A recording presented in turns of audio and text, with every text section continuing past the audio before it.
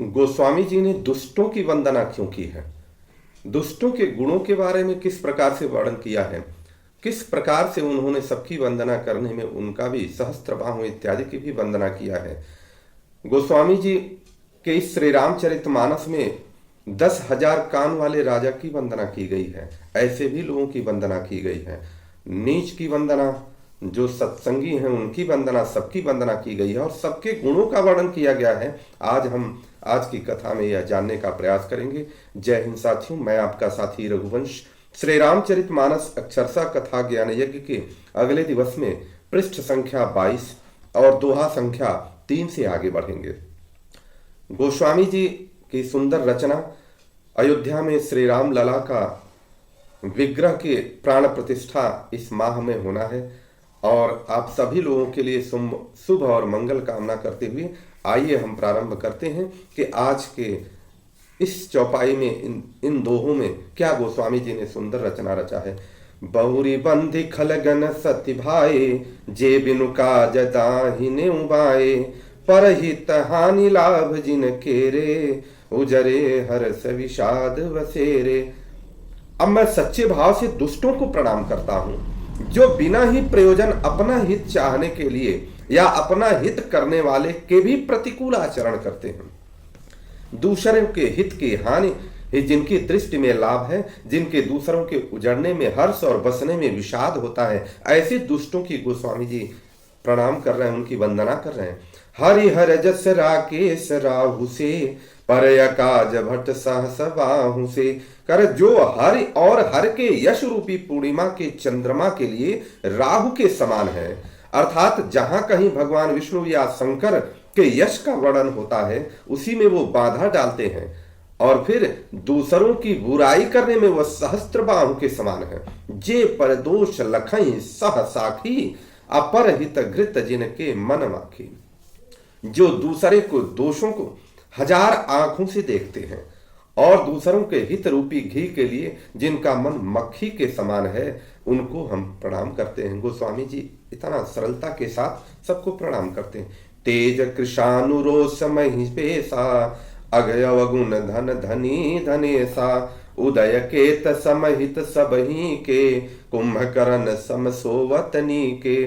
जो तेज में अग्नि और क्रोध में यमराज के समान है, पाप और अवगुण रूपी धन में कुबेर के समान धनी है, जिनकी बढ़ती सभी के हित का नाश करने के लिए केतु के समान है और जिनके कुंभकर्ण की तरह सोते रहने में ही भलाई है। परय का दुर्लगी तनु परिहरहि, अजिमिहिम उपल कृषि दलि गरहि। जैसे कितनी सुंदर बात उन्होंने कहा है, इसको समझने की बात है कि जैसे कृषि खेती का नाश करने पर जो ओला पड़ता है वह ओला खुद जल जाता है, अर्थात खुद समाप्त हो जाता है, गल जाता है। कृषि का नाश करता है लेकिन उसको नाश करने में वह ओला खुद समाप्त हो जाता है। वैसे ही वे दूसरों का काम बिगाड़ने के लिए अपना शरीर तक छोड़ देते हैं। बंद उखल जस शेष सरोसा, सहस वदन वर नहीं पर दोषा। और मैं दुष्टों को शेष जी के समान समझकर प्रणाम करता हूं, जो पराये दोषों को 1000 मुखों से वर्णन करते हैं। पराये दोषों को 1000 मुख से वर्णन करें। अब उसके बाद गोस्वामी जी पुनि प्रणवं पृथुराज समाना, पर हग सुनहि सहस दस्य काना। पुनि प्रणवं पृथुराज समाना, पुनः उनको राजा पृथु के समान मैं प्रणाम करता हूं, जिन्होंने भगवान का यश सुनने के लिए 10,000 कान मांगे थे, पर अघ सुनहि सहस 10 काना। बहुरी शक्र सम बिनवई तेहि, असंतत सुरा नीक हित जेहि। और फिर इंद्र के समान मानकर उनकी विनय करता हूं, जिनको सुरा अर्थात मदिरानी की और हितकारी मालूम देती है। बचन वज्र जेहि सदा पियारा, सहस नयन पर दोष निहारा। जिनको कठोर वचन रूपी वज्र सदा प्यारा लगता है और जो 1000 आंखों से दूसरों के दोषों को ही देखते हैं। उदासी नयरिमीत हिता, सुनत जरई खल रीति, अजानी पानी जुग जोरी जना, विनती करई प्रसप्रीति। दुष्टों की यह रीति है कि वे उदासीन शत्रु अथवा मित्र किसी का भी हित सुनकर जलते हैं और यह जानकर दोनों हाथ जोड़कर यह जन प्रेम पूर्वक उनसे विनय करता है। मैं अपनी दिसिकीन हनि होरा, अतिन निज और न लाऊ बभोरा, बायस पलिय अति अनुरागा, होई निरामिस कबहू की कागा। मैंने अपनी ओर से विनती की है, परंतु वे अपनी ओर से कभी नहीं चूकेंगे। मैं विनती कर रहा हूं, परंतु वह चूकेंगे नहीं। बुराई करने वाले बुराई करेंगे। कौओं को बड़े प्रेम से पालिए, परंतु वे क्या कभी मांस के त्यागी हो सकते हैं।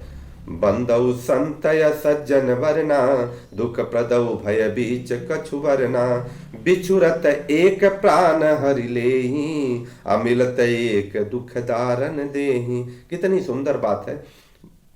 अब मैं संत और असंत दोनों के चरणों की वंदना करता हूं। दोनों ही दुख देने वाले, परंतु उनमें कुछ अंतर है। दोनों ही संत और असंत दोनों ही हैं जो दुख देने वाले हैं, परंतु क्या है अंतर? क्या है कि वह अंतर यह है कि एक संत है जो बिछुड़ते समय प्राण हर लेते हैं, मतलब इतना प्रेम वात्सल्य करुणा प्रभु के प्रति आस्था दे देते हैं कि उनसे बिछुड़ने में बहुत ही दुख होता है। और दूसरे असंत हैं जो मिलते समय ही दारुण दुख देते हैं, जो मिलेंगे त्यों दारुण दुख दे देंगे। ऐसे वह दोनों लोगों की वंदना करते हैं। उपजहि एक संग जग माही, जलज जोक जिम गुण भी लगाही। एक ही साथ दोनों ही इस सृष्टि में उपजते हैं, अर्थात उत्पन्न हुए, परंतु एक क्या है, कमल के पुष्प के समान होता है और दूसरा जोंक के समान है। कमल का पुष्प और जोंक का अपना अपना कमल दर्शन और स्पर्श से सुख देता है, और जब जोंक अगर किसी को पकड़ ले तो फिर समझ लीजिए उसका खून चूस लेता है। सुधा सुरा सम साधु असाधु, जनक एक जग जलधि अगाधु। और वहीं पर कह रहे हैं कि साधु अमृत के समान और असाधु मदिरा के समान है। दोनों को उत्पन्न करने वाला जगत रूपी अगाध समुद्र एक ही है। एक ही जगह से दोनों ही उत्पन्न हुआ है, परंतु शास्त्रों में समुद्र मंथन में अमृत और मदिरा दोनों एक जगह से उत्पन्न हुई, परंतु दोनों के गुण अलग अलग हैं। भल अन भल निज निज करतूति, लहत सुजस अपलोक विभूति। सुधा सुधाकर सुर सरि साधु, गरल अनल कलिमल सरि बयाधु। गुण अवगुण जानत सब कोई, जो जेहि भावनी कते सोई।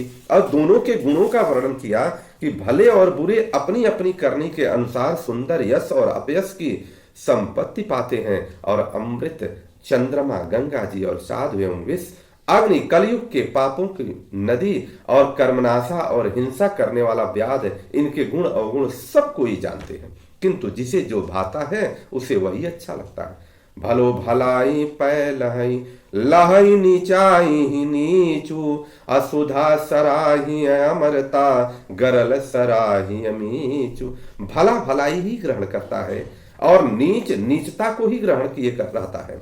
अमृत की सराहना अमर करने में होती है, और विष को धारण करने में सबका क्या, विष को मारने में ही होती है। इस प्रकार से कितनी सुंदर बात है कि जिसका जो अपना गुण है वह गुण धारण करेगा, और आपको किस प्रकार से रहना है, किस प्रकार से जीवन यापन करना है, ये आपके ऊपर है। गोस्वामी जी ने सुंदर रचना लिखी है। आज बस इतना ही।